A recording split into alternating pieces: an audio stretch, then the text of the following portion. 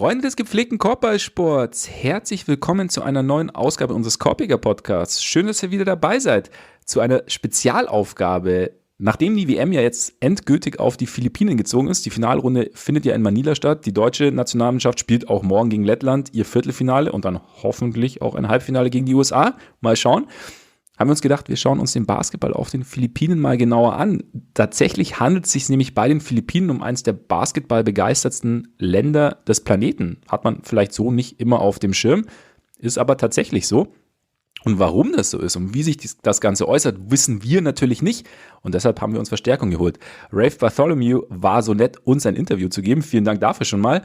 Und Rafe hat einerseits früher bei Grantland gearbeitet, wo auch Zach Lowe groß geworden ist, hat andererseits schon ein Buch geschrieben mit Jackie McMullen und war selbst lange auf den Philippinen unterwegs, um zu recherchieren, hat dort ein Universitätsprojekt gehabt und im Zuge dieses Projekts hat er eine Profimannschaft begleitet, hat mit Soziologinnen und Soziologen gesprochen, mit Experten, mit Spielern, mit Trainern, hat selbst gespielt, hat mit den Menschen vor Ort gesprochen, auf der Straße und hat wirklich sich jeglichen Blickwinkel des Basketballs auf den Philippinen und der Geschichte des Basketballs auf den Philippinen angeschaut. Er weiß also ziemlich gut Bescheid, ist auch seither wahnsinnig oft im Land gewesen, um Dokus zu drehen und spricht auch Tagalog, eine der Landessprachen. Also von daher ein Experte für den Basketball auf den Philippinen und hoffentlich ein interessantes Interview für euch. Es ist sehr ausführlich geworden, deshalb verliere ich selber jetzt, ganz ungewohnt, gar keine großen Worte mehr und sage einfach viel Spaß mit unserem Interview mit Rafe Bartholomew. Wobei, Moment, einen habe ich noch ganz kurz. Kleiner Disclaimer, das Interview haben wir am Montag aufgenommen, kurz nach dem Sieg Litauens gegen die USA und kurz vor der Niederlage Litauens gegen Serbien. Das heißt, nur kurz für den Kontext, am Anfang sprechen wir kurz drüber. Das war es jetzt aber wirklich und jetzt tatsächlich endgültig viel Spaß mit unserem Interview mit Rafe Bartholomew. And there he is, Rafe Bartholomew. Thank you for coming on and welcome to the show. Absolutely. Thank you so much, Max. I'm excited to do it. I'm excited as well. I can't wait for your insights because you are at the World Cup at the moment in Manila, aren't you? I am. I've been here since the beginning. I guess it's 2 weeks now, actually, to the day I got here. So I got here a few days before the tournament began, got to see the big, record-breaking crowd at the opening games at the Philippine Arena here. Yeah. And it's also just been great to be around the Philippine basketball community for me again. Yeah, it's always like coming back for you, isn't it? Yeah, I mean, so I first lived in the country from 2005 to 2009, and then ever since then had been back every calendar year except one until 2020 and COVID-19 pandemic. Yeah, and the lockdowns here were very, very strict and kept me. It was possible to visit the country as a foreigner, but you needed to have a 2-week quarantine before you could do anything once you arrived. And that would mean like, hey, here's your vacation, because I'm coming from the States and we don't we unfortunately have no vacation. So it's use your 2 weeks, stay in a hotel and then fly back. I couldn't do it. Anyway, I'm making up for lost time now, and I'm very happy to be doing it. It must be exciting. I mean, the crowd in the arena, like, apart from being packed, so it seems like everybody's getting really excited about the games. Yeah, I think the folks here, we the Filipino crowd, the local media, they knew that there would be big enthusiastic crowds for, of course, the Philippine team games and Team USA, and with the quarterfinals coming, the NBA players that are going to be arriving on, Germany, Slovenia, and Canada, of course. But to see the Lithuanians, the traveling, the fan groups that have traveled and just taken over whole arenas at a time, they're not used to that here. Usually, you don't get like people, coming from that far to attend a match. It's been great. It's so funny because we were wondering how it's going to be, because we had the European Championships last year here in Germany. And the Lithuanians, they were just going crazy. So they take over every single arena. We were like, okay, the Philippines might be a bit farther away, so let's see. But still, they're there, and they beat the United States. We're going to have to get I don't know if you can get farther from the Baltic states than than where we are here in Southeast Asia. But by the looks of things, I mean, I was watching. I didn't get to watch super closely, but in Jakarta, it looked like the Latvians were also very active. So they're coming too. It seems like the Baltic states have the best traveling fans, at least in this tournament. For sure, they all marked their calendars, and like half the country flew all the way or halfway around the globe to watch their teams play. And of course, the support, at least in Lithuania's case, paid off royally last night as they knocked off Team USA. It was. Did you watch it? Did you go to the arena? Or yes, it was incredible. I guess I shouldn't sound so enthusiastic having seen my nation's team take a loss, but as a basketball fan, it is still a pretty rare, although increasingly common, especially in World Cup play, occurrence to see Team USA take a loss. I saw somewhere it's only the 11th time they've lost, since 1992. So it's and also the game was just so much fun to watch. I mean, the way that Lithuania played so beautiful, like brilliant basketball in the first half, then had to sort of gut it out throughout the entire second half, fend off runs, and the last 5 minutes, because a team of these NBA players that Team USA had could put so much pressure on this team. It was like watching the basketball version of like Indiana Jones outrunning the boulder. You don't know if they're going to get there or if the boulder's going to catch up to them. And they made enough plays to pull it out. Yeah, that's a beautiful metaphor. Yeah, and I mean, like I didn't manage to watch the whole game, but like first half they couldn't miss from three. That was just incredible. They made their first 9 3-pointers. That's everybody. That's everyone. Yeah, it was just whoever touched it. And that the second half, the one by Kuzminskas, where the shot clock ran out, and he was like well defended by Edwards, I think, and he just made it. Edwards knocked the ball out of his hands, and he just picked it up, and the shot clock was running out. He just threw it up and swish.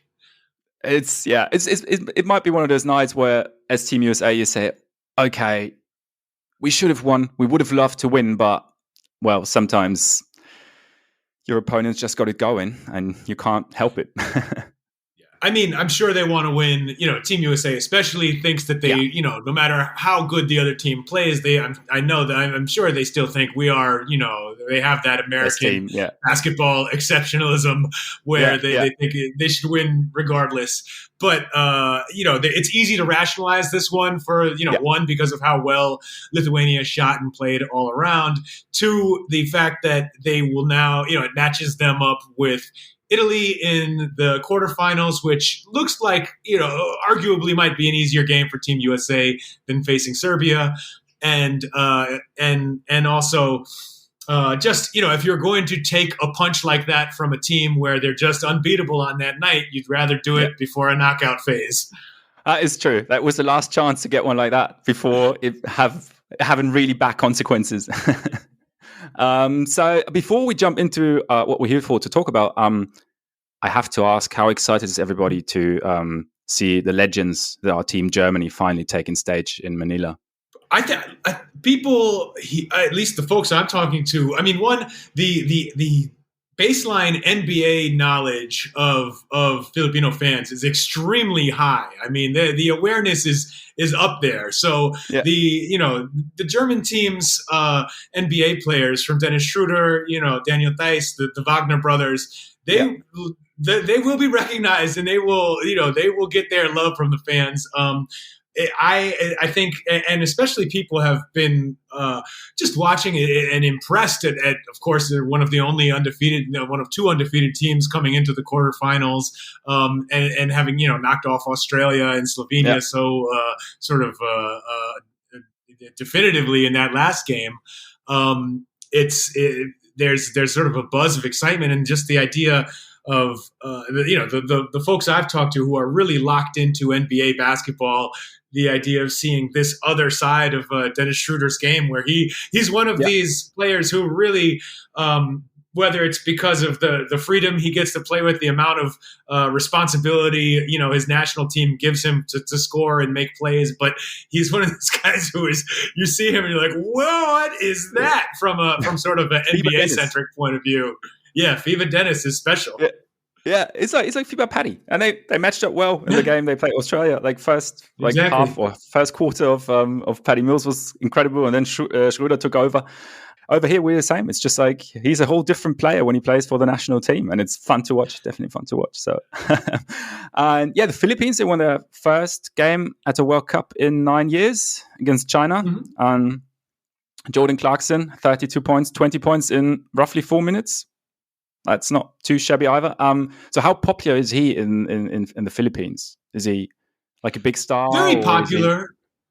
It's I think there's always even though of course Jordan Clarkson is part Filipino, and plays, he has a Philippine passport, although he plays as the naturalized player because of FIBA rules. But so there is always a little bit of a divide between the players who are here throughout the year, or are born and raised here and then represent the country, compared to those who a guy like Clarkson, who comes over really for a couple of weeks at a time to play for Team Philippines. But still, because he is one of the handful of players of Filipino ancestry in the NBA, and his Sixth Man of the Year campaign, those have made him an extremely popular player here. I think there's something special about the comfort level that fans here have with their local players, where it's almost like they'll go up to them and have a whole conversation, and players are often really comfortable reciprocating with them every step of the way. I think they see someone like Jordan Clarkson, and because he is this elevated NBA status, they sort of put him on a pedestal, and that closeness isn't there. But just if Jordan, put it this way, if Jordan Clarkson walked outside anywhere in the country without a full security detail, he would be surrounded by hundreds and then thousands in a matter of minutes, really. Be like Michael Jordan in '92 in Barcelona. Something like it. Well, even, we were mentioning Lithuania earlier. At the beginning of the tournament, Donatas Motiejunas was telling a story about when he was here in 2013 for a preseason game with the Houston Rockets.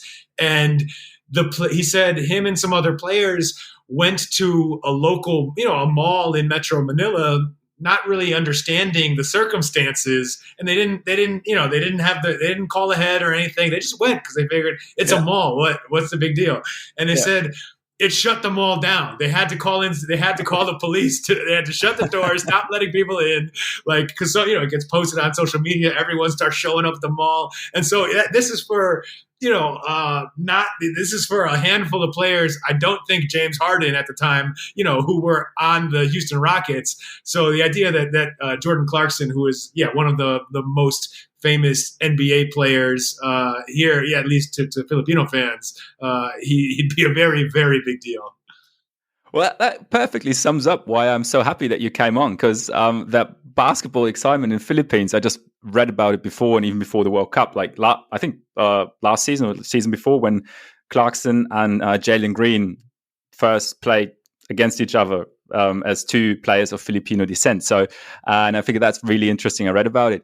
And so that's what I want to talk about. But before we jump into that, I'd like to talk to you about basketball and yourself for a bit, because as someone from New York, if you travel to the Philippines to study their basketball culture, there sure is a deep appreciation for the game itself, I think, I suppose.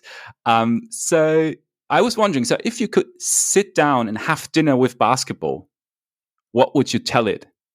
What would you tell the game? Man, that's tricky. Honestly, if I were, the anthropomorphized version of basketball sitting across from me, I have to start off probably being thankful. My own experience with the game is primarily and still is as someone who loves, sort of playing it as much as anything else.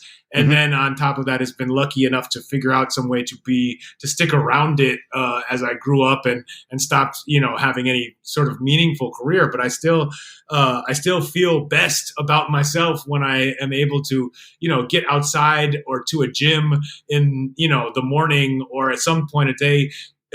Usually, at this point, I'm 41, just to get shots up but to feel like I still have a touch, to feel like the ball still belongs in my hands and it's not a foreign object. If I do that, I feel better. I feel better about myself in every single way. And it's the only thing that I've continually done. It's been a constant part of my life since the time I was about 8 years old. I played other sports on and off.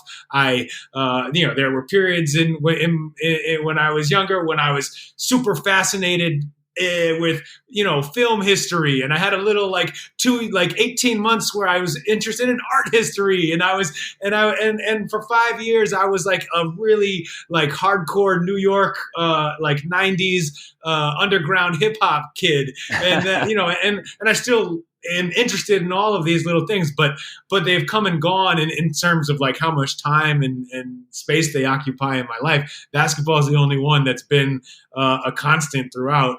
So I think I start by just saying thank you. That's really the thing that I have to express to it. And then if there are any secrets beyond that, I'd love to know. Yeah, I think that's a good way to get started. Yeah, it'd be similar with me. But what you say is for you, knowing the game in New York, having played in gyms, having played on the streets, having played in the Philippines, to you, what is the heart and soul of the game that you've experienced and that maybe you feel for yourself? And I think that was, that coming from New York to Manila, that was one of the things that really struck me, is that, especially in that time, we, New Yorkers viewed ourselves, you could still sort of make the case that, or at least kid ourselves into thinking that New York was the Mecca. We were, we had some special relationship with basketball that didn't quite exist in other places. And that we still had the myth of the New York City point guard was still a thing. And now you look at it, it's rare. It's becoming almost rare to find players from the New York City area who make it into, or at least New York City proper. The area produces a lot of great talent. Yeah. The city itself, it's usually the kids who get out of the city by the time they're 12, who will go on to big careers. But anyway, but when I grew up, in the 90s, when it seemed like everyone played basketball, whether they were good or not. Everybody played at whatever level they could in middle school and high school and recreational leagues. And it was our recreation center was where everyone went after school to play pickup games. And it was, part of my, I was one of these kids dribbling around on my way to school on the subways, and traveling with, the teammates I traveled around the city with were my closest friends, and we spent, all day, every day together. And so, coming from that sort of heated basketball environment to the Philippines, and honestly being almost humbled by how much more deep that connection felt to so many people I was observing and interacting with here, and how they played even more than us. They had even more courts on the streets than us. They were going, they would play in the kind, we think, oh, we're New York, we play outside, we have playgrounds, we're where street ball began, all this stuff. But I come to Manila and see folks doing things that we would never sort of consider, like playing in flip-flops, playing in bare feet, building their own basketball hoops, stuff that in New York, in New York, it was like we would pat ourselves on the back because we brought our own nets to the court to hang up on the rims. So it was, so it was humbling, and also, of course, deeply moving to see that represented in another and in some ways even more passionate way, all the way on the other side of the world, especially because before I came here, I didn't really know much about Philippine basketball. I did apply for a scholarship to study it, but up until it was sort of a moment where I read about it in a book, and I was like, oh my God, this is a thing, this exists, and to be able to come over and see it and learn about it for myself was just incredible. You talked about, because them playing barefoot on flip-flops, that's like probably the picture that really stuck in everybody's heads who sees it for the first time and hears about it for the first time. But is it sometimes, because today, since basketball is so marketable and we've got all those, we've got the signature shoes and that it's so much stuff around it. And is it to you, who's been there, or who came there like 17 years ago, 18 years ago for the first time, it's like that they still live the essence of the game? I think both exist here. You'll find both. There is because there is this outsized passion for the game. The big basketball brands are all very active here. Nike, and Anta, the Chinese shoe company, just had Klay Thompson and Kevin Looney in town. You name it. The NBA has had an office in Manila for a decade now. And so there is that sort of I guess top level slick professional where the most elite play happens, but also it also feels like it can be like the furthest removed from the grassroots sort of love of the game, but I think the vast majority of people living in this country, because they aren't, the standard of, the average Filipino is still,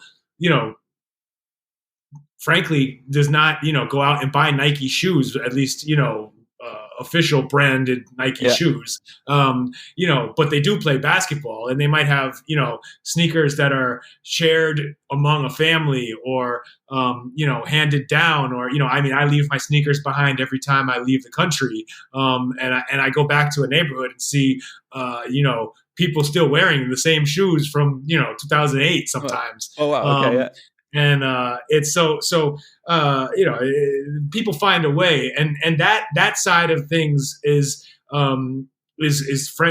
really, really moving to see and experience and also play among. And it's still and it's that sort of basketball really is a daily activity for much of the nation here, where once once the sun starts to go down around 4 p.m. 4:30 in the afternoon, people are going to show up at basketball courts all over the country when it's cool enough to play for 2 hours. And same thing in the morning before work, people are going to show up for those shifts and get in there. You see and in the summertime, which here is in March and April, the neighborhood leagues, where it will be sort of each so the local government will sponsor a tournament for different age groups, and seeing everyone show up to watch their own family members play, watching that kind of like community around basketball, that sort of back to the roots soul of the game is very, very alive in a strong way here, and exists, I think, and all those folks who are playing and really just playing for love and because it's what they've always done and it's a part of life. They still are following the NBA. They're still are following the local professional league, the PBA, and the big college leagues here, and they know about the sort of the fancy stuff, but it's still, more important is the sort of the day-to-day, just, being able to play. So everybody it seems like everybody has a touch point with basketball, either playing themselves or have a family member or a friend playing and they watch them. Is that true? Like basketball kind of gets into every household in the Philippines, almost every household. I found that to be largely true. One thing I always liked, when I was doing some research on Philippine basketball, I would meet with professors at the University of the Philippines and some of the best private schools in Metro Manila, like Ateneo de Manila and De La Salle, and they would and I would be these were sociologists, anthropologists, political scientists, and these were often sort of background interviews to learn as much about Philippine society as about basketball specifically, because I was trying to sort of get a grasp on the bigger picture as well. Yeah. And inevitably, the interviews would always begin with these professors who don't specifically study basketball, saying, "I don't know why you're talking to me. My work is about something completely different than basketball. This seems kind of silly." And then within 10 minutes, they're telling me some story about how, when I was a kid, I didn't really like to play, but in my neighborhood, I was always the 10th person for a 5-on-5, and everyone knew where I lived, so they'd come over to my window, and I'd be reading or doing something I was more interested in, and they'd say, "You have to come play with us right now." And so I played all the time, and it's like, one of the most mind-blowing interviews I had was with an anthropologist at the University of the Philippines who was, has done a lot of work researching, Philippine gender and sexuality, and he was explaining to me that in his research he had spoken to young men coming out as gay in the Philippines who found that they were, one of the ways they sort of came to understand their sexual identity was through basketball and sort of that contact with other men, and it's not like and this is not in some creepy way, but just it's like that light bulb moment for many of the people he interviewed came on a basketball court for them, and it's just sort of this basketball, it finds its way into parts of Philippine society in almost any way. It's like water finding the cracks. Your studies, they turned into a book, Pacific Rims, that came out in 2010? Well, so the first edition was 2010, and then the paperback came out in 2011. Yeah, it's highly recommended. So if you guys want to read it or thinking about it, do it. And you also did a documentary, or a few documentaries, Hoop Nation, for example. And there you traveled to different areas, spoke to different people again. And there was one sentence that kind of stuck to me that was, you talked to Philippine journalist, Tessa Jasmines, and she said that the game matches the Filipino spirit. It's their hope because it expresses their soul. How did you understand the sentence when she said it? And what would you consider being the Filipino soul? How did you kind of picture it for yourself? The way I understood it when Tessa Jasmines was saying that was the improvisational aspect of basketball, the opportunity to get the ball and do something spectacular and unexpected with it, and both score points or find an open man or make a great play, but also do it in a way that that captivates the people around you, that looks cool.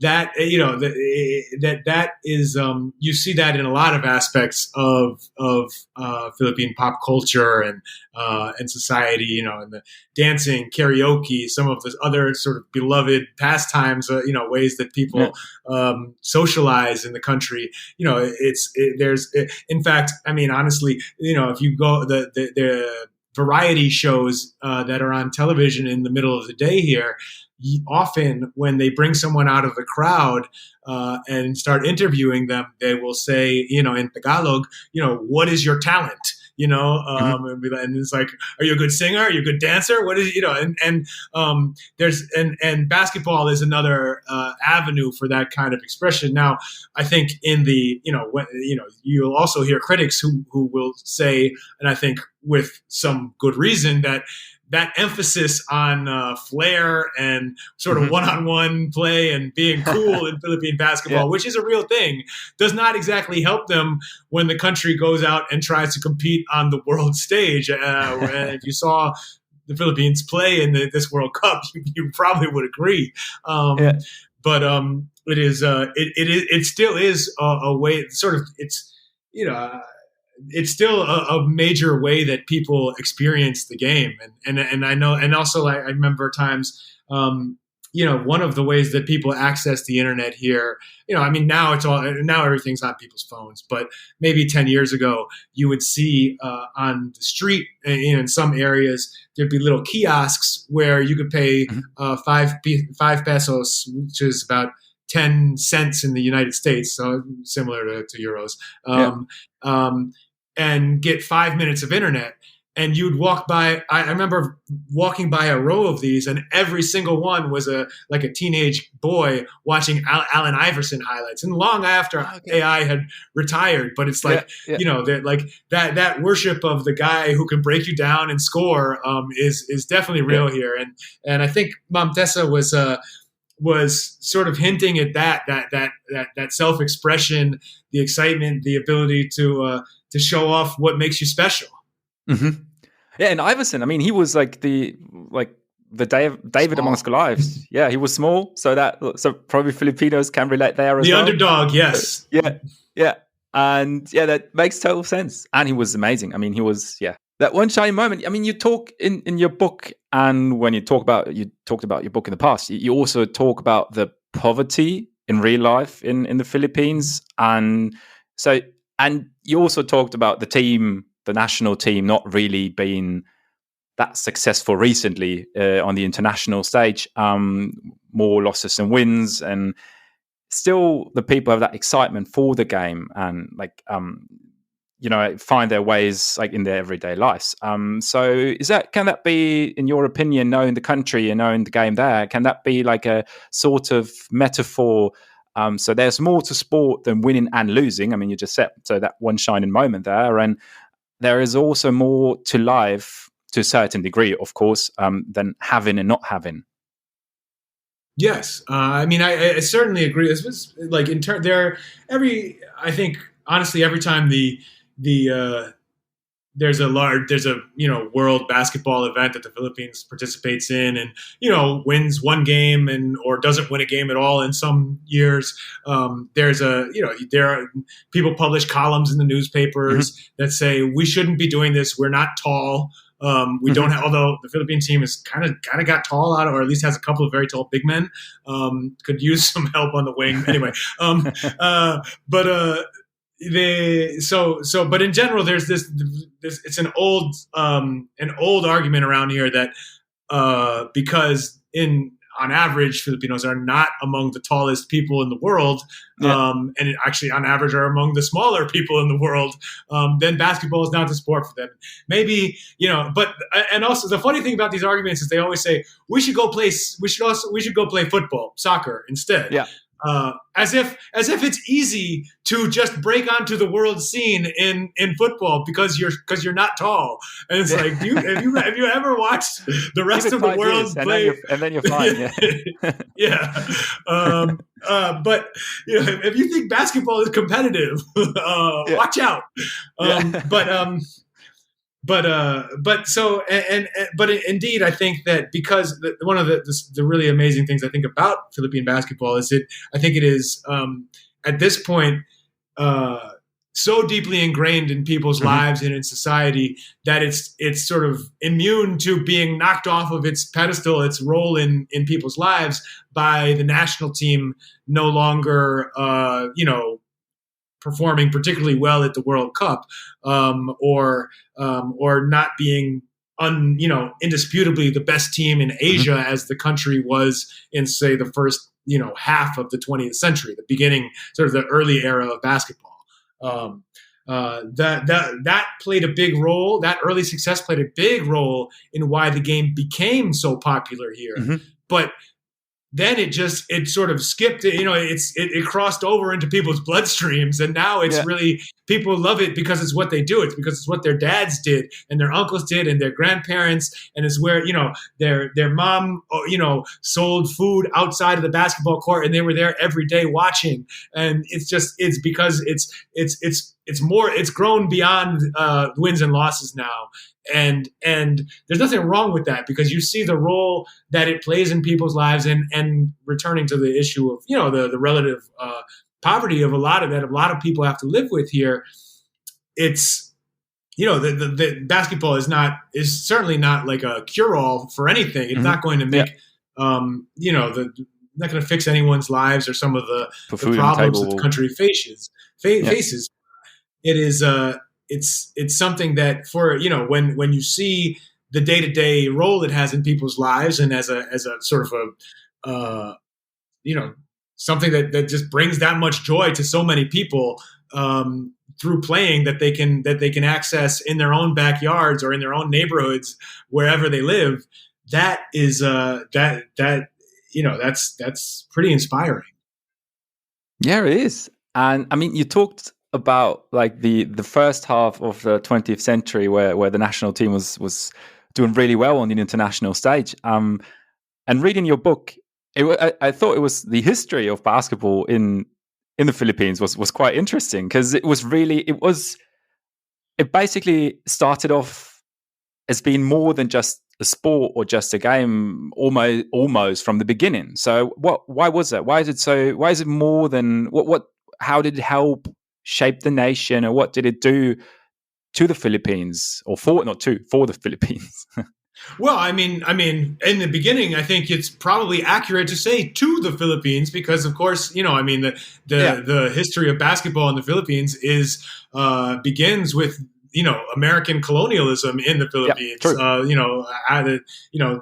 The Philippines was a Spanish colony for 300 years, until the Spanish-American War in 1898. Then the United States came in and for a while made it seem like this might be some war of liberation, but then decided, no, actually we'll keep it, and administered colonial rule onto the country for another 50 years until World War II began.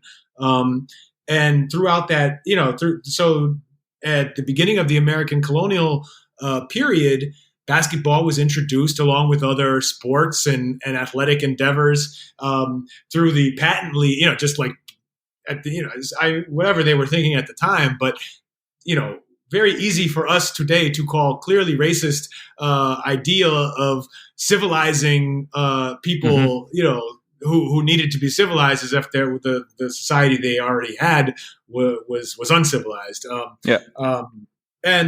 Basketball was one of the things that was introduced. Oddly enough, baseball was something that at the time the United States government thought was more important, would be more popular because it was more popular in the States.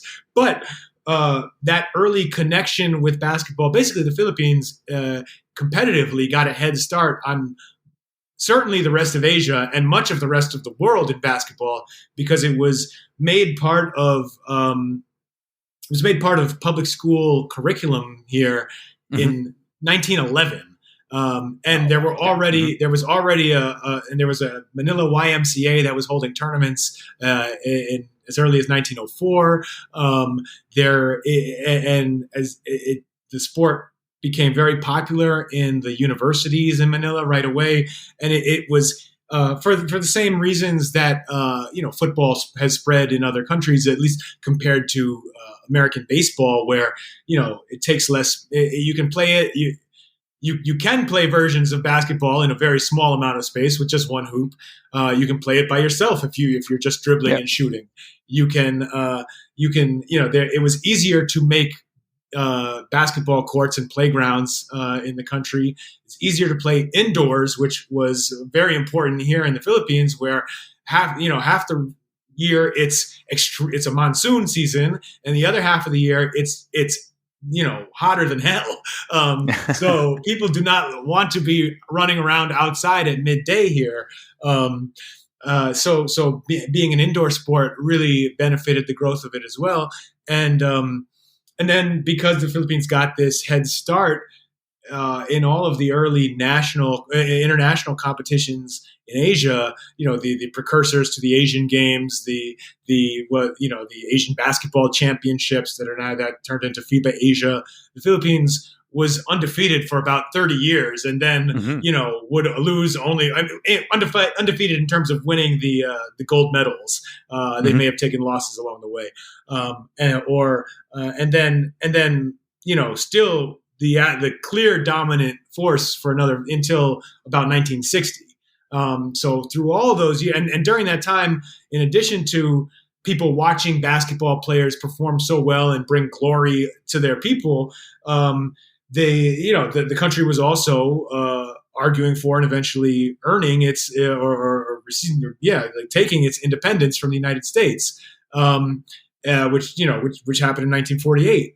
And basketball was one of the early sort of an early thing that people rallied around. You could watch the Filipino team play in the first, in the 1936 Olympics. You could watch the Philippine team playing. I mean, they were already, we'd already had nationhood at that time, but 1954 is sort of the golden moment, or I guess bronze moment for Philippine basketball, because it's the only Asian nation to have medaled at a World Championships in the 1954 Rio de Janeiro games. So it's, all of those little successes built a ton of pride in basketball that is sort of hard to imagine for younger Filipinos now, because it's like, people know that, we aren't actually, the best in the world at this anymore. It's just something we do, and it's a part of our lives. But back for a long time, they could say, no, we were at that Olympics and beat the silver, in 1936 at least, beat the silver medal team before the medal round, and just happened to lose to Team USA before they got to the knockouts, or when they got to knockouts. Sorry. And so it was their basketball helped. It was sort of an early example of nation building through basketball, or basketball at least aiding a nation building effort that of course had to be accompanied by real policy and government and institutions. But basketball being a soft power value that added to that, and I think you saw that. I guess. The other examples that come immediately to mind later in history are things like, Lithuania coming out of the Soviet Union and the 1992 Olympics. And I guess that's been one of the really wonderful stories, at least for us here watching in Manila, the group phases of the World Cup was South Sudan, a nation that's 11 years old, qualifying for the Olympics and being just a really, really strong team. They had Puerto Rico beat and sort of collapsed in their first game. If they had won that one, they're at least make it through to the second group stage, and who knows what they might have done there. But still, they made it to the Olympics. They'll be in Paris next year. That's incredible for a country that young. And I just sort of imagine. I guess watching them, I actually did imagine, like, I wonder if this was what it was like to be here in 1936 or 1954 and seeing, and seeing the Philippines have that same kind of feeling, like, we just did this for our country and we're here. Take us seriously. You also say in your book that, like, under Ferdinand Marcos, basketball was among the few things that was really allowed to be on TV. And then there was this poll in, I think, 1997, where it's like 83% of men said that basketball was their favorite sport, and 64% of women. Is that still valid today? I mean, it's been 26 years since that poll. Do you think that is still valid? I think that if they were polled by favorite sports, it would still be up there. I don't think it will have dipped much. I think that one thing you notice, and this is something I feel like I've seen all around, certainly in the United States, probably exists to some extent throughout the world, is with mass media, with gaming, with the amount of different ways that people can entertain themselves now. Basketball no longer has that sort of like you mentioned, what was essentially an artificial hold on the Filipino imagination that was created during during Ferdinand Marcos Sr.'s presidency, which he then declared martial law and turned into a dictatorship that, from the 1970s until 1986. During that period, basketball the PBA was on television three nights a week, and there was only one state channel at the time, and you'd get you'd get news, you'd get whatever passed for the news, under a strongman regime, and you'd get movies, you'd get soap operas, you'd get variety shows, and you'd get basketball, and it was basically the only thing that was on. So who knows how the sport may have developed differently under more open conditions. It's weird to sort of look back on it and be like, those were really great days for basketball, when in truth it should not be viewed as a golden era for the nation. But true. It did really cement basketball as one of the only things people love to do. These days, you do see, you don't see as much part. I notice it more in the States than here, but there it's very dramatic, where you don't see kids playing basketball in the streets in the United States as much anymore. It is, it's very organized. You have to join a club and practice, and I see young, 12, 13-year-old American kids who already have personal trainers working on, skill development with them. And it's like, I'm sure you're improving at these skills, but to what end? Like, we don't need, we don't all need this. Just, it'd be nicer to just play. But I mean, that's an old way of looking at things. I don't know, who knows? So anyway, that exists to some extent here, where, there's just more things to do. There's more things on TV. There are more basketball leagues to watch. People can watch the NBA now, not just the PBA. They also watch, they also watch Filipino players playing in other Asian leagues, and it's all a lot more fragmented, which I think has been a challenge for the local professional league to adjust to, because you're throughout most of your existence, you can just sort of coast to being the biggest game in town, and now all of a sudden there's all kinds of competition, and like big old venerable institutions often are, they can be a little bit slow to adjust. Have they adjusted in a way, or are they still struggling, the PBA? Oh, well, I think if you read sort of online commentary, it's, they're always struggling. The truth is, the league's like, you look at the league's television ratings, the attendance, they're actually up compared to, say 5 years ago. They bounced back pretty nicely after the pandemic, when they weren't able to stage much of any kind of basketball in the country at all, at least on a sort of organized level. So that it's actually pretty healthy in those terms, but it doesn't feel the vibe is not the same. The vibe is that it's mostly it's kind of like a lumbering old thing. Kids, I think younger generations do like, whether it's a fresher product or just youthful rebelliousness or some mixture of all of that, they're like, well, forget your thing, forget your league, Dad, like I'll watch the NBA instead, or I'll watch the local college kids. This is cooler than that older product. So I think there's a little bit of that. The PBA, I think, had, you see its initial reaction to sort of losing some local players to other leagues in Asia, in Japan, and Korea.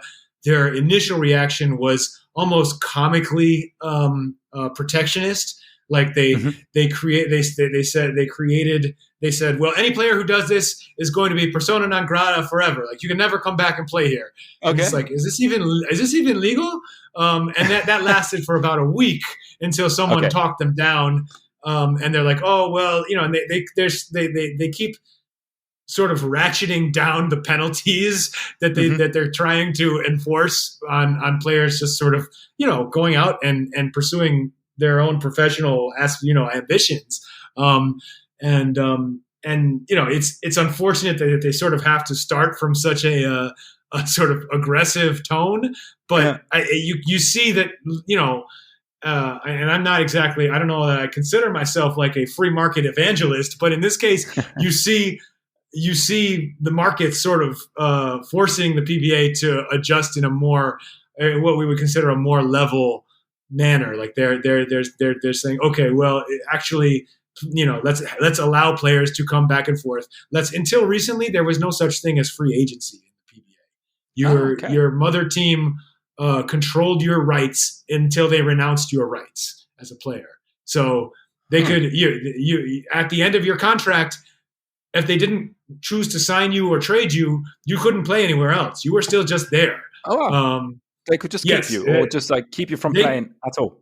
Exactly. Yes. There were not many cases of that happening. It was, sort of, it existed in sort of this gentleman's agreement zone where they're like, we're not actually going to do that, but they would threaten it if a guy would, right. Exactly. If all of a sudden the player were being a pain in their butt, they weren't afraid to at least, throw that threat out. So the PBA has created, free agency, although it's like after 7 years only, and there's still some pretty heavy regulations on it, but still it's there. You see them moving in a direction towards the rest of the world. I think a lot of fans here would like to see them move there faster, but it is like I said, big institutions don't always move at the speed of the rest of society. True. They take their time. So the first time you got in touch with the PBA was when you moved to the Philippines, but your first game, so first being used to the game in the United States, and then get there. What were your first impressions of the arena, of the fans, of the game, or everything that was taken on the court? I think I remember actually my first thought was I was shocked at sort of how the game was played, because it was the pace. It was so fast paced. It was so run and gun, and in a lot of ways disorganized. Like it was like, oh my God, these guys are just running up and down. Like I remember there was one, and this was just small sample size theater, as we say. But there was, a sequence where, the teams went back and forth maybe for, 3 possessions, missing 3-pointers off the backboard. And I was like, where the hell am I? What is going on? It was just some guys who weren't great shooters rushing shots. And then, it turns out that they're, the league was, you watch enough of the league and it's like, oh no, there are guys who can shoot. There are guys who can't. It looks like basketball we're familiar with. But for a first game, I was like, oh my God, what am I watching here? And the other thing that I noticed during some of those wilder moments of that game was that the crowd seemed to specifically like that. It was like the cheers and almost a laughter rising up in the arena when just like zany things would happen. We're like, oh man, it is an air ball! Whoa! Instead of like a come on man, get it together. It was like, whoa, he kicked the ball. Oh, it was almost like you could hear the circus music in your head going like an exciting moment. And so, and again, that was not a true representation of the league or sort of the quality of play. But I remember for parts of it as a first impression, I was like, oh my God, what is this? But then also, I think I noticed the sort of cross section of society you saw among the fans, where you could see that. I mean, I remember seeing nuns in the crowd, and a commissioner's row of like clearly sort of big time people, and a couple sort of weird foreign American or German or British or whoever. I don't even know if they knew why they were there, but someone gave them tickets and they showed up and they're having a ball. And just sort of, it was this, seeing the way that it really did attract a wide range of pretty much everyone in Metro Manila, and you could say at least a reflection of the entire country in that way, inside one arena. So, and the style of play, you said more run and gun, fast. Has that changed in any way, or is it still the same? So, I mean, yeah, obviously the home players are smaller, so they probably play faster. But is it still the same? Is it a bit more? Have they adapted in a way or changed something? There's some, of course, yes. I think that observers, especially if you're used to watching, the top tier leagues in Europe, it probably looks still a bit, it looks like PBA basketball can look like a ragged version of the NBA, kind of, except maybe the NBA, 10 years ago. The NBA that was a little less with a little less of the pace and space, or a lot of the pace and not so much of the space. Okay. But there are, like anywhere else, there are teams that, there are teams and coaches that really, really emphasize defense and are very successful that way, and manage to sort of play a much slower pace than you see in other international leagues now, and can be very successful that way. One thing that has been in I'd say over the past decade in the PBA has been the dominance of one particular player, Junmar Fajardo, who did play on the national team and played very well in a couple games. Had some trouble keeping up with the big men of Italy, who stretched him out pretty bad and were hitting a lot of open shots because he doesn't like to step out of the lane. But played. Had a magnificent game in the opener against Dominican Republic. Anyway, Junmar has won 6 MVPs in the last decade, and and some of the years he didn't win, it was because he missed large portions of a season due to injury. He is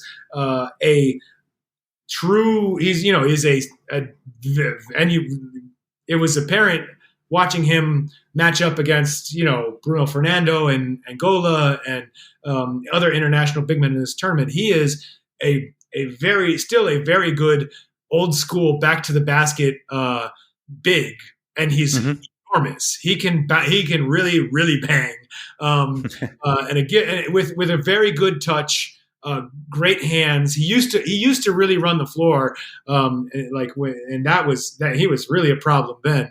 Now he sort of takes his time, but he to have a player like that, a big that good and skilled, at least inside in the Philippines, really changed the floor balance for the entire league. Where you can't in the rest of the world, a great low post big man is nice to have, but it's not necessarily you're not necessarily going to be guaranteed to play like in the finals or winning championships every season with that. Here he was, because he was just that dominant, and there was no local player who could match up with him. He would, he would attract double and triple teams, pass out of them, and the rest of his and had players around him who could really make plays and shoot out of those opportunities. And they were just they won 6 straight all Filipino championships, which is the portion of the season devoted to just Filipino rosters without players from outside. So that was and so so it was interesting. Basically, for much of this last decade, you saw a low post game thriving here in a way that I think it was simultaneously being de-emphasized in NBA basketball, and people sometimes who were fans of both the PBA and NBA would watch people and say, "Look, we're still throwing it into the post," but it's like, but you'd have to remind them, guys, this is not the NBA. You basically have 90s Shaq here. relative to who's guarding him and his ability to get whatever he wants. It is a good play. Yes, it's not a 3-pointer. If you throw it to this guy, I guarantee you his points per possession are very, very high. He is a very, very efficient force down there. Like, those are good plays for this league. Of course, the issue is then when you scale that out to the rest of the world, and you're playing it, and he's matched up with other guys who can at least handle his size, and players are not yet, and his teammates aren't necessarily adapted to it yet. Then it made it harder to compete on an international level. But you know what? Before there's a lot of we've been mentioning the Philippines, performance in the international tournaments in this past World Cup. 1-4 is not, people here are not satisfied with it. The team, its coaches were not satisfied. The head coach has already announced that he's stepping aside. Okay. So it's not viewed as a success, but at the same time, the rest of Asia in this World Cup did not exactly show out, other than Japan, which had a great tournament. But everyone else was either 0-5 or 1-4. I guess Lebanon had 2 wins. But I think Philippines could have beaten Iran too. In any case, all I mean is that they're pretty much right in their neighborhood in terms of the rest of the world right now. I don't think that they fell behind. It just because the love of the game is so strong here, people want more. Understandably, you mentioned his height. It's a rare thing, and it's like what I've found interesting. I mean, you got really great insights of the PBA when you were following along a team, the Alaska Aces, during your time there. So you could really, you were with the team, so you saw everything. And then there was this rule, because you just mentioned that they've got part of the season where they only play local players, and then there's a part of the season where they are allowed to bring in foreign players. And so there was only one player they could bring in from the States, and there was a certain limit to their height, wasn't there? Yes, and it changes. So this is one of the unique aspects of professional basketball in the Philippines, which is, endlessly confusing when you're trying to write about it, because so a season here is divided into what they call conferences, and throughout most of the history of the league, there have been 3 conferences per season. However, and this is including during the time that I was specifically embedded with a team in 2007, there were only 2 conferences per season. So, they're back to 3 conferences now. Why do they do 3 conferences? Because the PBA wants to be running, and it does, 11 months out of the year. There is not much of an off season for players here, which might be a problem in another way. The PBA is running 11 months out of the year. One long season would be pretty unbearable. I mean, you see what the 82 game NBA season feels like these days. And the PBA playing a 100 game season would be insane. So what do? They split it up into 3 different conferences. Also, when does the league get the most revenue at the gate and on TV? Playoffs and finals. So it allows them to triple up their playoff revenues. So there's a method to their madness here, even though it's pretty confusing from an outside point of view. Anyway, so one of those conferences has always been what they call an all-Filipino conference. So that is, you cannot bring in a foreign player at all. Then in the other conferences, the league will set a height limit that changes. It is usually around 6'6" for what they call the small conference. Which is shooting guard size in the NBA, kind of, right? Yes. So 6'6", yeah. Yeah, right. And they want us, and for a long time that was a preference, because they like to get that kind of player in the league. The wing guy, a guy who's a wing player who can create for himself, athletic, dunk the ball, do highlights. Basically. Yeah. I mean. it predates Michael Jordan, so it's not entirely because Michael Jordan was 6'6", but it is basically because that size player often delivers the best sort of package of basketball highlight and skill, where like he can handle, he can shoot, maybe he could probably shoot it a little bit, he can go to the basket and finish, and there's a lot of variety. You can get a guy, you can get an undersized power forward type, you can get a straight shooter type, so that's why they liked it. They also would have a conference where the height limit was much taller, either 6'11", 7 feet, unlimited, sometimes 6'10". Sometimes they get pretty exotic with it, where they're some of the two import. There have been historically a few times where you were allowed to bring in 2 imports per team for a conference, and they were allowed to mix and match however they chose. A combined height limit of, I think, it would be, I think, something like 13 feet or 12'10". So it's like you can get a really you can get a really tall guy and a really short guy. Yeah, right. If you find a Shante Rogers or a Earl Boykins, then maybe you can bring in a 7-footer. And so there's they've always messed around with that, and it creates different, obviously puts different constraints on each different conference. Throughout history, the most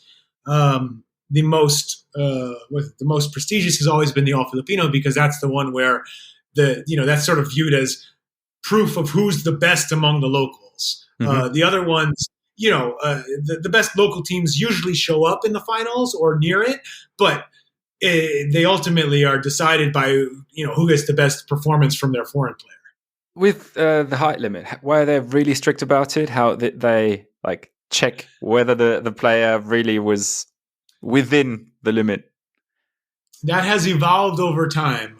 That was one of my favorite things I ever got to write was looking into that, because I just, I would start interviewing players and coaches about, hey, who were some of the best foreign players who came through here? And they would say, oh, well, this guy was great, but, he played for this team and they had connections. So they were always able to get in a taller import. He was always like 2 inches taller and all this stuff. And so I said, well, how did they sneak him in? Did they just pay someone off? And no, he passed the test, but so there's an official way. The PBA measures each player after he arrives in the country. And until, what was it? It was until the mid 2000s. So the first 30 years of the league's existence, they measured those players standing up against a wall in the PBA office. And there are pictures of it you see in the history books, guys standing up there. There would be guys, and they have 4 different team officials, standing on chairs to get up to measure the top of him, and rulers and measuring sticks. And it's this whole scene. And that was how they did it for a long time. And there was a combination. First, when I asked about how they got guys to be shorter than they really were, team coaches would mention and they believed it with all their hearts, that they had methods of physically shrinking a player before his measurement. That if you got a guy, into the country and you knew you had 24 hours to shrink him, you could, put him in a sauna so that he would become the idea being that the discs in your vertebra, the pads there would become dehydrated and each shrink by just a few millimeters, and then it would add up, and or you would make him do a lot of shoulder press exercises to try and compress the spine. You would want him to be measured at the end of the day after he'd been walking around and and again compress the spine throughout, rather than when he first wakes up in the morning. Or you would have him again run around, sweat a lot, do something like that to try and they say, oh yeah, we could easily get him to shrink an inch or 2 that way. And then, I remember calling doctors and saying, is there any truth to this? And In theory, perhaps, but the difference would be, in 1 millimeter total. This is like you are not going to see. This is not a real thing. These were old wives' tales, sort of folk remedies. But what it turned out they were doing is that they would just, you're standing against a wall, so the player would just either sort of try and angle his back a little bit, slouch a little bit against the wall to get under, know that I have to get about an inch shorter or 2 inches shorter. Or in some cases, there were guys that would bend their legs a little bit, and just say, no, this is how I stand. My knees don't lock. I'm sorry. This is it. And for a while, and I saw a picture and I couldn't believe it. The PBA actually hired, they didn't hire specifically, but they had employees then get on their knees and try to physically press players' knees in to lock them out, to straighten them. So it's like this whole circus trying to get accurate measurements. And throughout the history of that, some players were able to sneak in despite being a little bit taller than the limit. Eventually, I think around 2004, 2005, the league, it dawned on them that they could ask the players to lay down, and then it would be much easier to get an accurate measurement. And it's been pretty straightforward ever since then.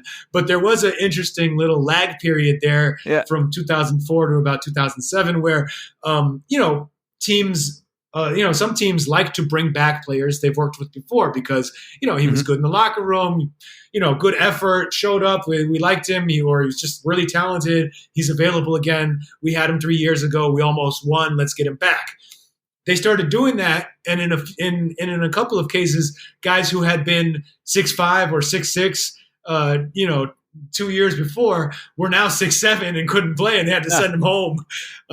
So there's a whole crazy history of this in the PBA.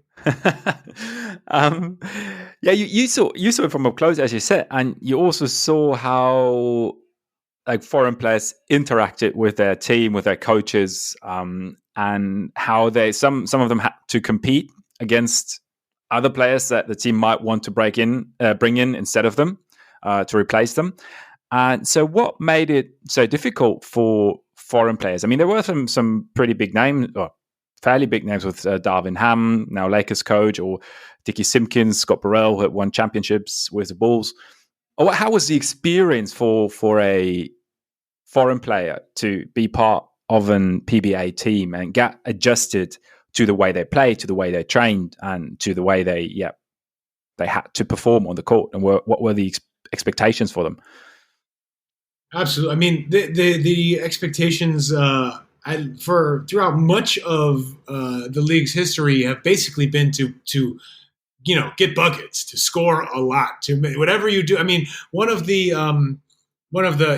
the 2 or 3, I think, foreign players who are in the Hall of Fame here now. His name is Norman Black. He still lives in the Philippines, and actually is he was coaching in the PBA until last year, and I saw him this week calling World Cup games for local television, doing play-by-play analysis. But anyway, I remember one of the things he told me, and this is one of his rules for himself. And when he was a coach in the PBA, what he would tell his imports, he would say, play to win. Make sure, like play to win, play a team game.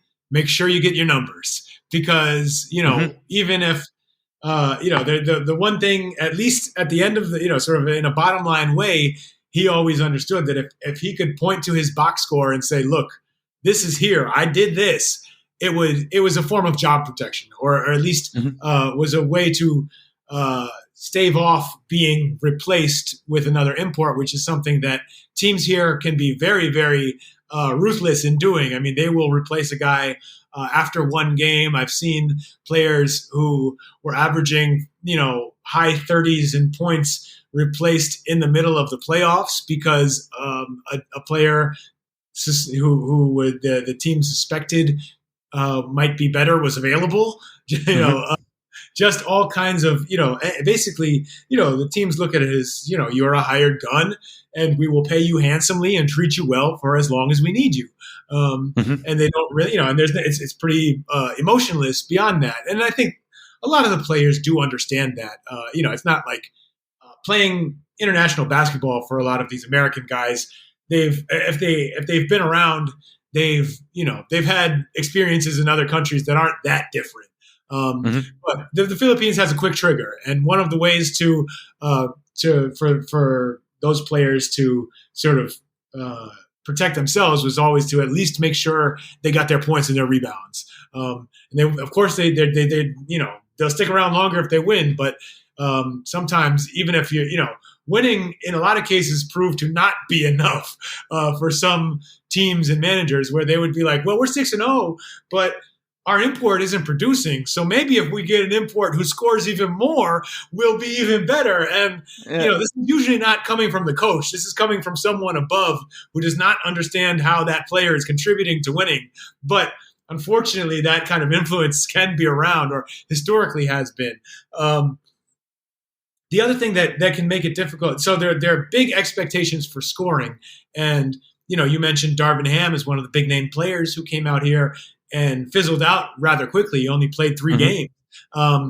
He was brought in the middle of the playoffs to sort of lead one of the marquee franchises in the league to a championship, and he was coming off of the Detroit Pistons championship team that he had played on, and so it was sort of and people were like, oh, look, here he is on the cover of Sports Illustrated in college, breaking a backboard with a dunk. He's going to do that in this league. No one will guard him. The expectations got extremely high. But, Darvin Ham was coming off of a career in the NBA where he had been a defensive role player. He wasn't upon to score a lot. And to immediately be thrown into the PBA and teams looking, teammates throwing it to him, being like, okay, Darvin, go get it. And he's like, wait, why don't we just play basketball? I think that, if he had come in earlier in the year and they had time to sort of figure each other out, I bet he could have been very successful. They would have figured out a way for him to sort of, score within a system and then also do all the other things that made him a championship contributor in the NBA. But on short notice in the PBA, they didn't really everyone just was looking at each other like, what do you want me to do here? I remember on his way out of the country, he was pretty frustrated. And the other thing that always happens with foreign players here is they're tested in strange ways by the local sort of enforcer defenders who will pull out all kinds of tricks to try and make them angry, get them out of their games, because it's sort of accepted that a lot of these players are extraordinarily talented, great scorers, who, even your best defender might not be able to stop.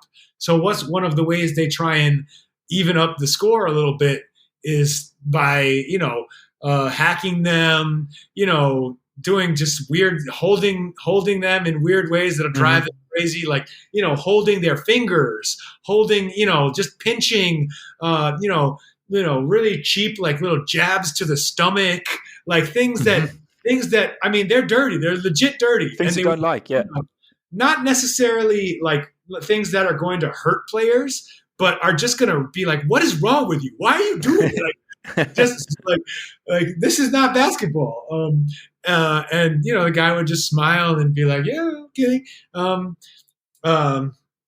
But so they would try all these ways to piss guys off, and even to the point of, there were players who were known for, they'll grab a import player's butt, or grab even like, sort of down near his balls to mess with him. I mean, there's if people want to look it up, there's a video. Usually it's Mark Yee, Anthony Grundy, or Mark Yee Sundot, Sundot scandal. It's a clip on YouTube where you see they caught it on tape. The defender Mark Yee was being posted up by Anthony Grundy, who was playing for a team out here, and in the middle of Anthony Grundy's move, Yi reaches under between his legs and just sort of like grabs. You see him just get a handful, and everyone Grundy turns around and looks at him like he's crazy. The refs call it. He gets it. He does get a technical for it. Mark Yi in this case.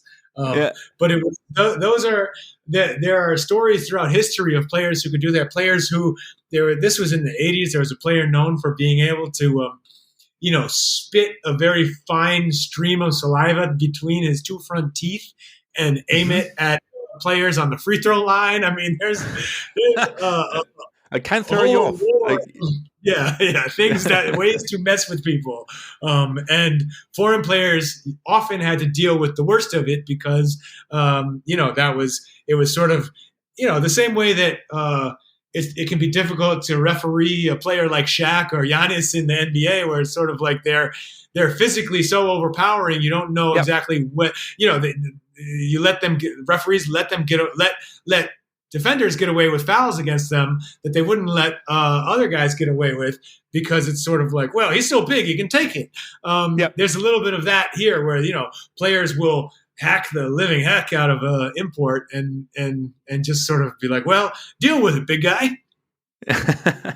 How was it with fans? Like they are like very loyal to their teams, from what I understood reading your book, to their local players. How is it let's rephrase, like how loyal are they to their teams and to their local players, and what role do foreign players play then, and how do they take them in? There's an interesting dynamic with fandom in the PBA where there is extreme, just over the top loyalty and love for one team in particular, which is it's owned by or sponsored by a brand of local gin called Ginebra, and over the years they've been called the Ginebra Gin Kings. Now they're just the Barangay Ginebra Kings. Barangay means like neighborhood, they are the most. When you go to their games, the entire arena is filled with their fans, even though, there's another team playing that theoretically has fans too. Because also one thing to note about the PBA, there's no home and away. All the games of all the teams generally take place in Metro Manila, unless they're playing sort of a special out of town game. So but basically it's sort of, the arena is open for fans of either team to show up. Whoever can bring more gets essentially a home court advantage. And this Ginebra team always has crowds of 20 to 25,000 just in like rabid fans screaming, chanting Ginebra, Ginebra, like whenever they go on a run. And that date, there's this whole history to that, how it developed over the years. It's related to the most famous and popular player in Philippine basketball history, who had a career that began in college in the 60s and was still playing professionally until 1998, when he only stopped playing to become a senator. His name was Senator Robert Sonny Jaworski. He's still alive. His name is Robert Jaworski.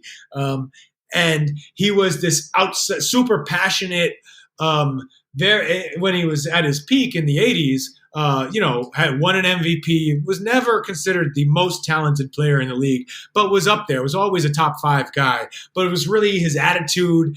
He was considered extremely good looking, and he was tough and mean and fearless, and people just loved him. I mean, and there's one game where it's sort of like the Paul Pierce game, except legit.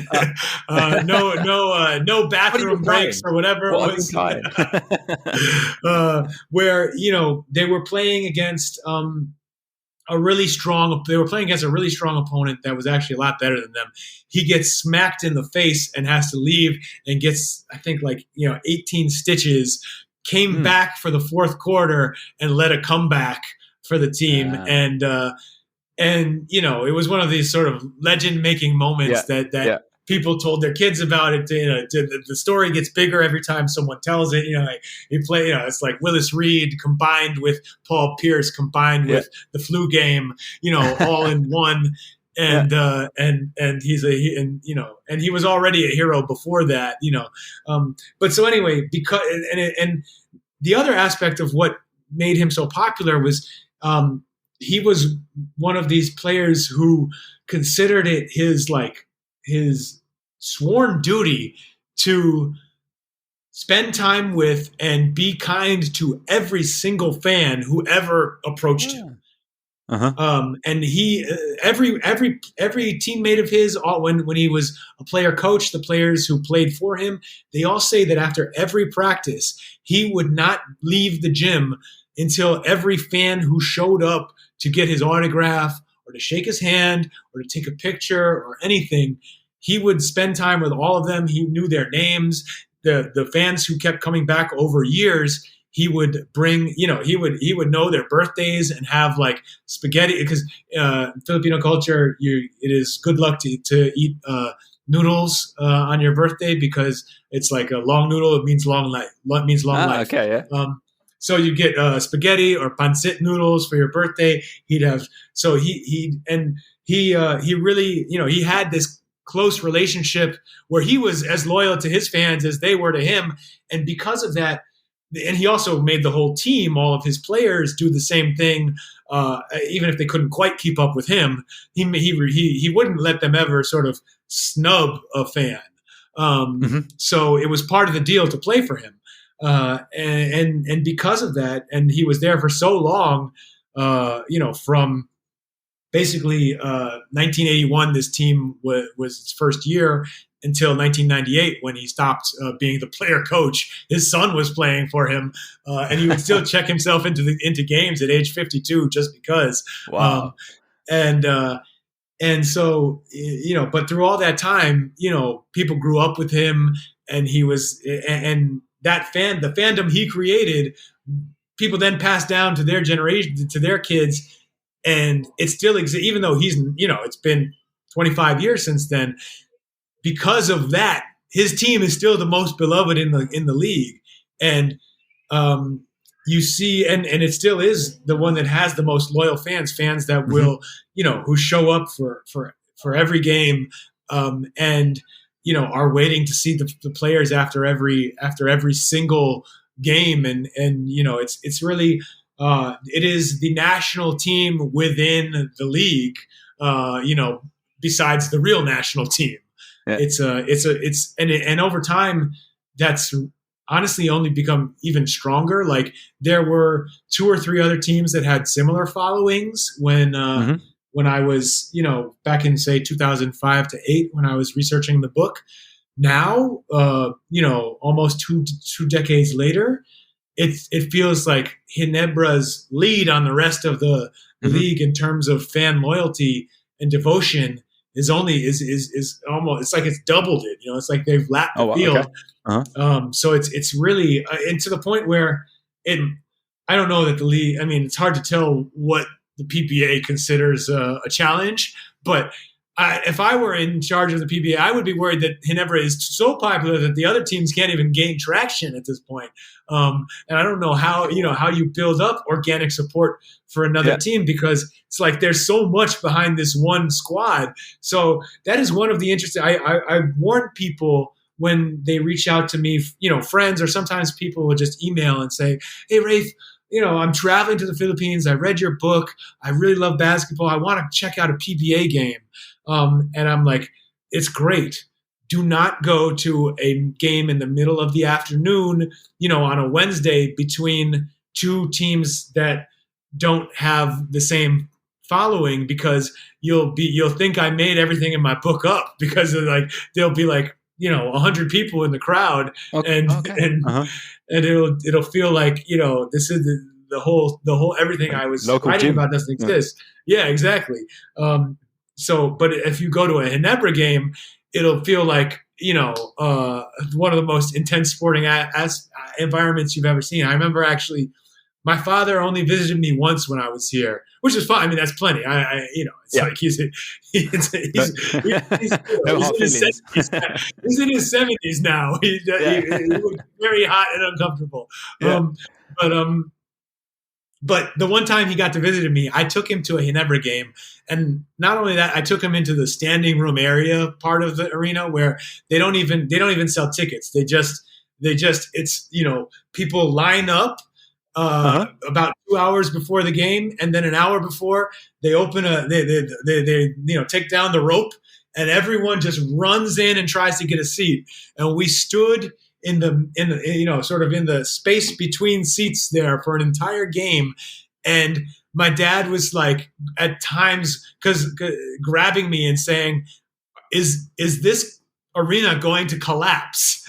Because the platform was shaking, like people were jumping up and down, and like you could feel it vibrate, the concrete vibrating up there. And he was like, are you sure that we're not going to die tonight? And I was like, Dad, this building has been here since 1975. It's held up, I think we're okay. But that's how intense it can feel. Wow. And are they always winning then? Or is it like the competition fairly level? They go back and forth. I think they suffer from being the public favorites sometimes, in that like they have a lot of resources. They can buy players, but they had a period where I guess they sort of, you can compare it to when like the New York Knicks were extreme. You were kept, let's go. Sign Stephon or trade for Stephon Marbury towards the end of his career. Oh, that didn't work out. How about Steve Francis towards the end of his career? That didn't work out. It's like you keep chasing. How about Penny Hardaway and Tracy McGrady at the end of their careers? Or not waiting for Melo until his contract runs off. Rather trade for him half a year before. Let's give away all of our players for Carmelo, and then have a decent team rather than a really good one.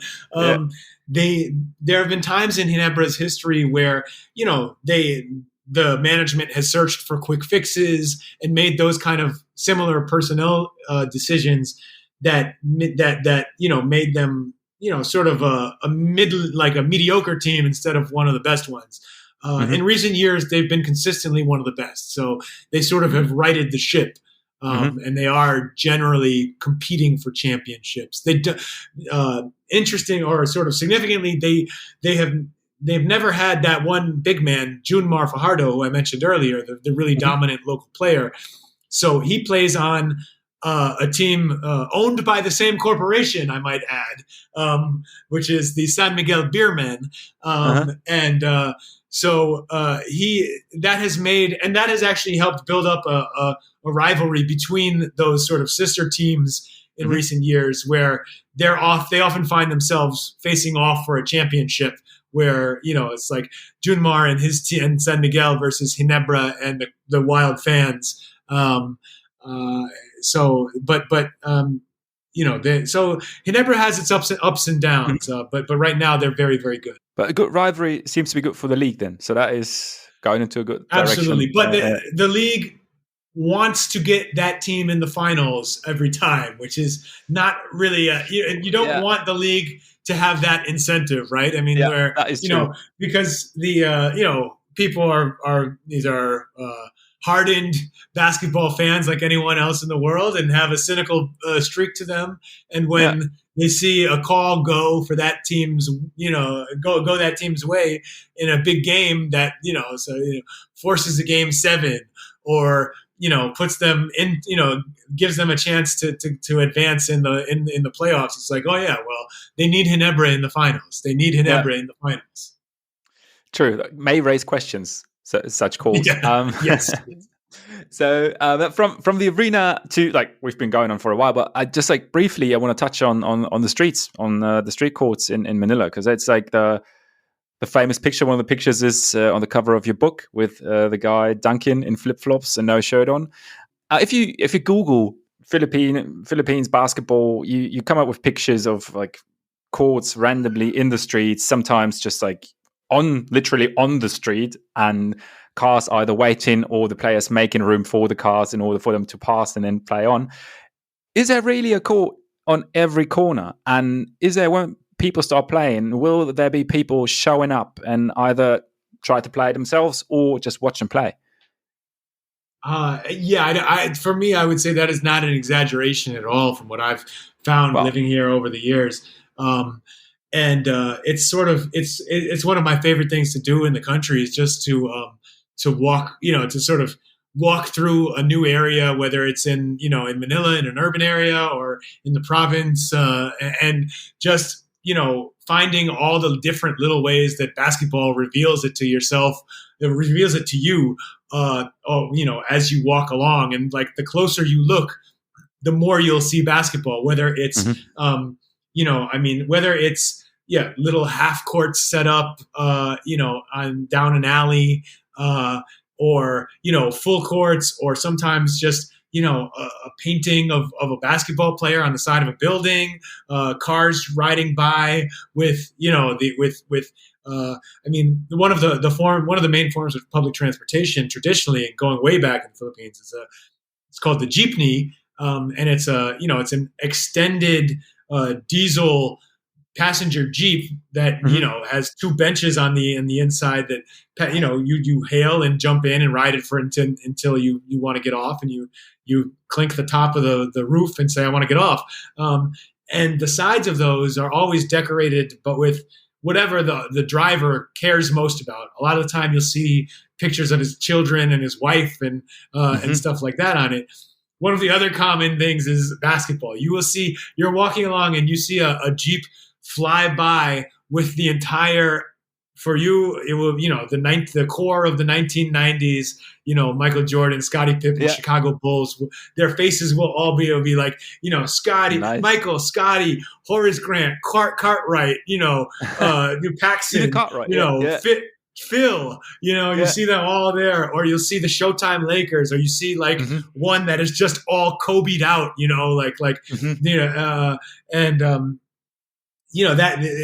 that you see. So you see basketball coming out through references, cultural references. You see it. You see courts everywhere. Some of my favorite ones I remember seeing this, like, I was walking through a really, really dense urban area in Caloocan City, which is like a northern part of Metro Manila.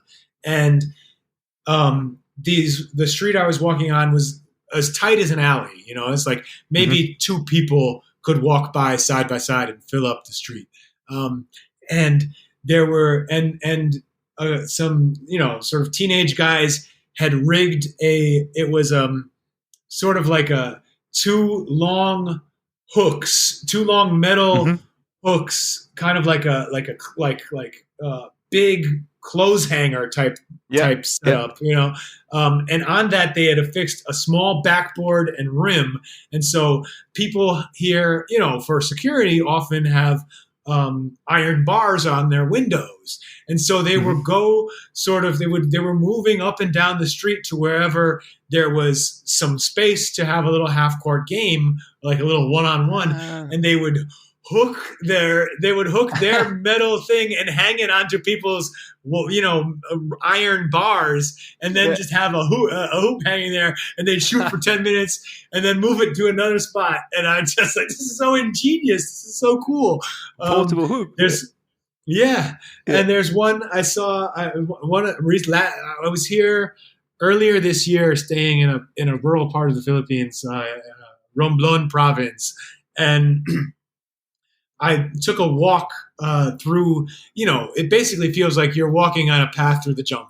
And it's like, really dense forest. You might see, you see like big lizards and weird stuff. And then all of a sudden, out of nowhere, you go up a hill and the road hooks to the right, and there's this clearing and just this gorgeous dirt half court with a red, white, and blue net with like fringe at the bottom. A backboard is like 4 pieces of wood, very old wood, nailed together. And it's just sort of like this magical. It's like, it feels like you're watching a movie and someone is walking through the desert and they find the oasis. Feels like stumbling upon the basketball version of that. And you really, nice. For people who have that sort of adventurous streak and visit the country, I think it's one of the best ways to sort of get a taste of basketball culture here, because it really is. The more you walk around, the closer you look, the more you'll see basketball in every little corner, hiding and being played or being watched or something. That is so cool. And can you just join a game whenever you want to? As someone visiting? Absolutely. I mean, in some cases, depending on how you look and your height, it will be hard for you to decline joining a game. If they see you, if you are of roughly sports playing age, right? If you're in your anywhere from 20 to a youthful 40 something, and if you're tall by local standards, which could be like basically 5'10" and up, people are going to see you and be like, hey, do you play, man? And like, want to play? I mean, when I was younger, people would I'd walk by a court and I'm 6'3", and when I'd be in my 20s and I'd walk by, and it's like everyone here, I've worn basketball shorts casually pretty much whenever, in every moment of relaxation. Throughout my entire life, or anytime that I don't have to be, anytime that I don't have to be wearing pants for some reason, I'm probably wearing basketball shorts. And it's the same here, but I walk by wearing basketball shorts. I'm in my 20s. I'm 6'3". People would see me, hey, throw me a ball and be like, dunk, man, dunk. And I'm like, I was never really that great of a jumper. Like I'll get this on the rim and miss if you want. And they're like, yeah, dunk. And it's sort of like, and they miss and you're like, oh, but yeah, you can join. And on top of that, if you look like someone who plays, you're going to be invited and almost demanded to get out there. And did you manage to dunk, like maybe on a lower hoop sometime? Oh, yeah, for sure. Yeah.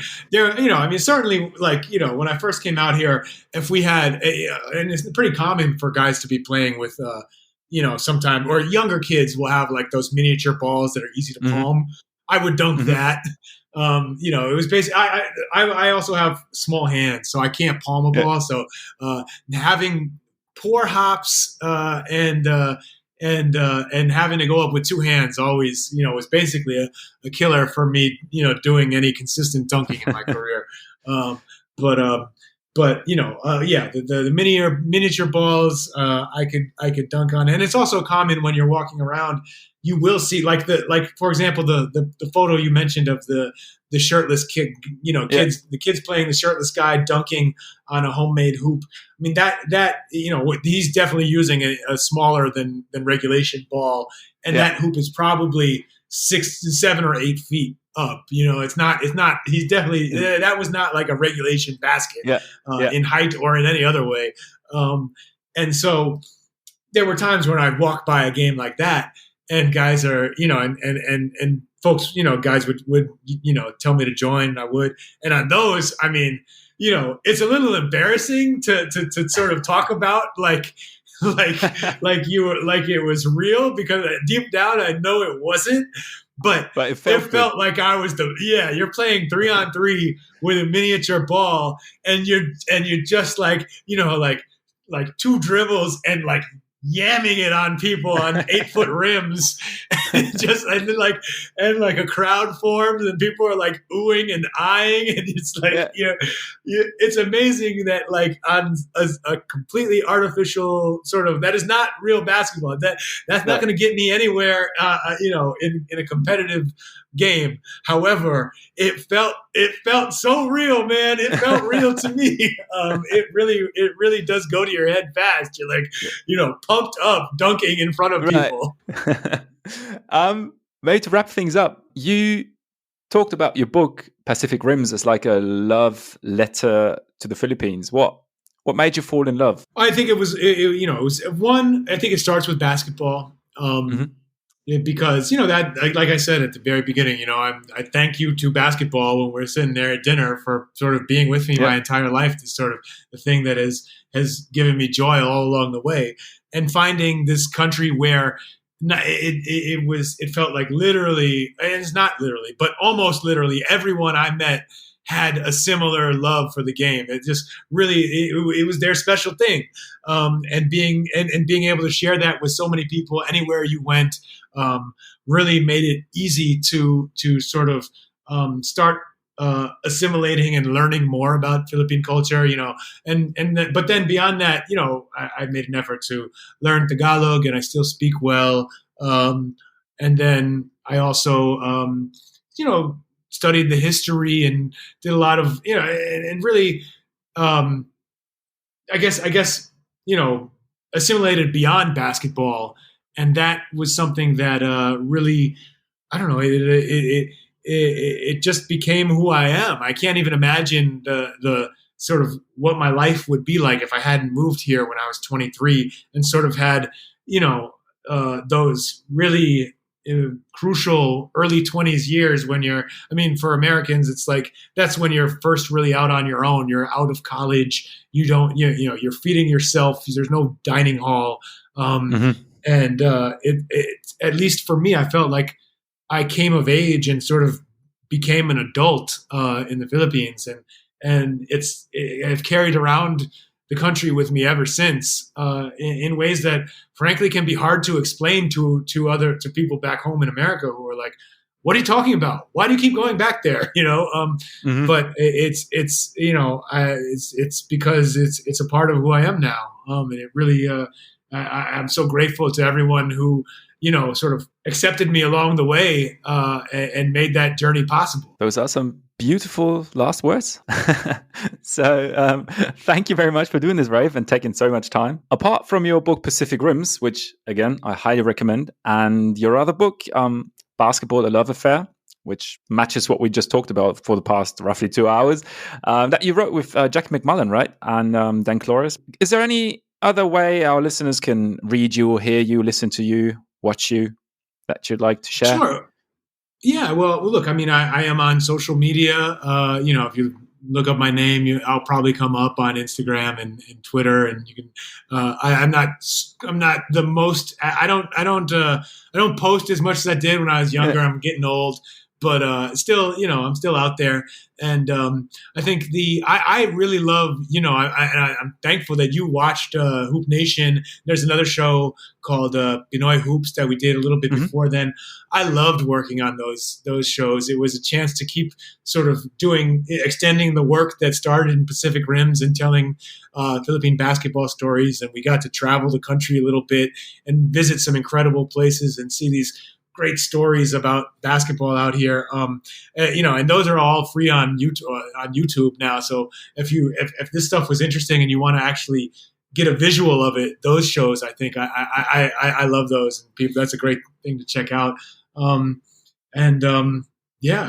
think hopefully I want to keep writing. I work as an editor now, so I have like, fortunately I have work. Unfortunately, that work is not as a full-time writer, but I always find ways to write and come back because it's sort of part of what I can't not do it.